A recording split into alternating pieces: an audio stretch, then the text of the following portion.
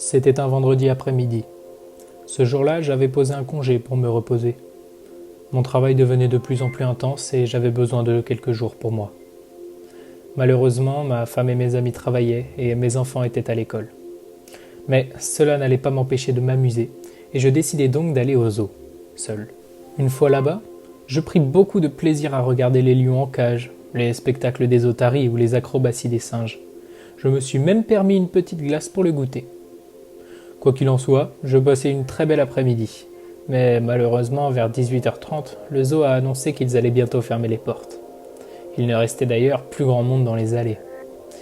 Il fallait donc que je sorte, mais je ne pouvais pas partir sans avoir vu les pandas et leurs galipettes. Par chance, j'ai trouvé leur habitat, à quelques mètres d'où je me trouvais. C'était une sorte de grande fosse entourée de barrières, avec un arbre au milieu et une grotte sur le côté. Pas de chance pour moi, il n'y en avait aucun sur place. Il devait probablement être dans la grotte à dormir. Mais allez savoir pourquoi, ce jour-là j'avais décidé de voir les pandas. Et dans un élan d'excitation, je suis monté sur un banc, j'ai sauté sur la poubelle à côté et j'ai escaladé la barrière. Je me suis laissé tomber de l'autre côté, mais la chute était un peu haute et je me suis étalé sur le sol. Après m'être relevé, je me suis dirigé vers la grotte. En entrant, je fus surpris de ne voir que 3 pandas, fatigués, qui dormaient à point fermé. J'aurais pu trouver ce spectacle mignon, mais non, c'était juste ennuyeux. En même temps, je ne sais pas à quoi je m'attendais. Je visitai donc leur grotte, qui était plus grande que ce que j'avais imaginé. Et au bout d'un moment, j'ai aperçu une lumière au bout. Je regardai ma montre au même moment et vis 19h12. Mince, la nuit était tombée et le parc avait fermé il y a déjà 12 minutes. Je suis sorti en courant de la grotte et cherchais désespérément une sortie. Mais rien. Je criais au secours mais personne ne m'entendait. Quelle idée stupide j'avais eue de vouloir absolument voir les pandas. Résultat, je me retrouvais bloqué ici, sans aucune sortie. Je criais au secours mais personne ne m'entendait. Au bout d'une heure, je ne savais plus quoi faire. Personne ne venait m'aider et mon portable n'avait plus de batterie. J'ai repensé à la lumière que j'avais vue au fond de la grotte. Et je me suis dit que c'était probablement par là que les employés venaient nourrir les pandas. Alors je m'y suis dirigé. Après quelques minutes à marcher dans la grotte, j'ai enfin trouvé la source de lumière. Il s'agissait d'un grand couloir avec un ascenseur au bout. Sauvé, je pensais, loin de me douter de ce qui allait m'arriver. Je suis donc rentré dans l'ascenseur et j'ai sélectionné l'étage 1. Nous étions au 0 et j'étais étonné qu'il y ait un étage -1. Peut-être un parking souterrain, ai-je pensé. Mais je suis vite sorti de mes pensées, lorsque j'ai vu qu'au lieu de m'emmener vers la sortie, l'ascenseur se mit à descendre. Une grande peur commençait à me gagner. Déjà que je n'étais pas très rassuré de me retrouver seul dans un zoo la nuit, cette fois-ci, je me dirigeais vers une zone totalement inconnue. L'ascenseur s'est arrêté, et les portes se sont ouvertes. Je ne voyais rien, il faisait noir, et je tapotais sur le côté pour trouver l'interrupteur. Lorsque j'ai allumé, j'ai vu la chose la plus traumatisante de mon existence. Il y avait des dizaines d'animaux enfermés qui criaient et frappaient de toute leur force contre les barreaux de leur cage. Le bruit du métal résonnait dans toute la pièce. J'étais paniqué, je ne savais plus quoi faire. Les animaux me fixaient d'un air malsain comme s'ils voulaient me dévorer. Je mis quelques minutes à reprendre mes esprits, et j'ai de nouveau cherché une sortie. Je tournais en rond dans la salle en cherchant désespérément une issue de secours. Les animaux s'étaient peu à peu calmés, s'habituant probablement à la lumière. J'ai remarqué que sur leur cage il y avait un petit écran électronique avec une commande ouvrir et fermer. J'hésitais à en libérer quelques-uns, mais il y avait quelque chose chez eux qui me dérangeait. Je décidai à un moment de m'intéresser plus sérieusement à ces créatures. Je suis tombé sur un carnet qui parlait de chacun de ces animaux.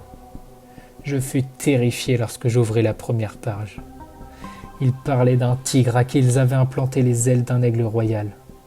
Sur la deuxième, c'était un manchot avec des pattes de chat. Et tout le carnet était rempli d'expériences monstrueuses.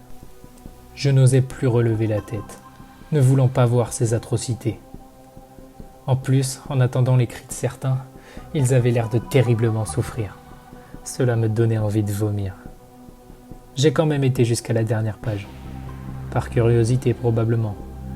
Et c'est là que je l'ai vu. L'expérience B509. le schéma d'une énorme bête, grande et poilue. Je faillis m'évanouir lorsque j'ai vu qu'il s'agissait d'un croisement entre un humain et un gorille. Comment pouvions-nous faire subir ça à quelqu'un de notre propre espèce? Je n'en pouvais plus, c'était trop, et au même moment, l'ascenseur se mit en route. J'allais me cacher derrière une table juste à côté. J'avais très peur, peut-être que s'il me trouvait ici, il ne me laisserait pas sortir, et il n'allait sûrement pas appeler la police, car je pense que je n'aurais pas dû voir ça. L'ascenseur s'est arrêté et les portes se sont ouvertes. 3 scientifiques sont sortis et se sont dirigés vers le fond du labo. J'allais courir vers l'ascenseur lorsque je l'ai vu, juste à côté de moi, une gigantesque porte de métal avec l'inscription B509. J'ai pris mon courage à 2 mains, j'ai appuyé sur ouvrir et j'ai ensuite couru vers l'ascenseur, sélectionné l'étage 1. Et cette fois, il est bien monté. J'étais soulagé et je crois même qu'aucun scientifique ne m'a vu. Une fois en haut, je me suis retrouvé dans un couloir vide. J'ai couru dans tous les sens pour trouver une sortie, esquivant le moindre bruit que j'entendais. Je suis sorti, j'ai escaladé la grille et j'étais enfin libre. J'ai marché plusieurs heures jusqu'à chez moi et j'ai enfin pu mettre mon portable à charger.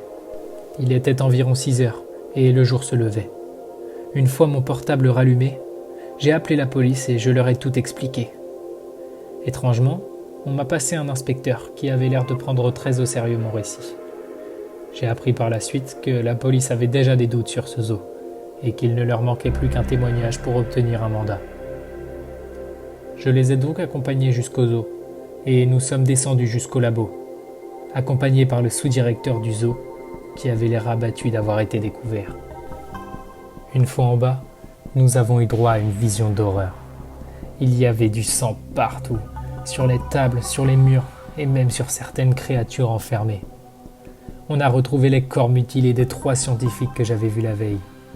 La police a tout saisi, chaque instrument de mesure, chaque feuille de papier, allant même jusqu'à fouiller les poubelles. Le directeur, le sous-directeur et quelques scientifiques ont été emprisonnés. Et toutes les créatures ont été isolées. Enfin, toutes, sauf une. Il manquait celle à l'origine de ce carnage.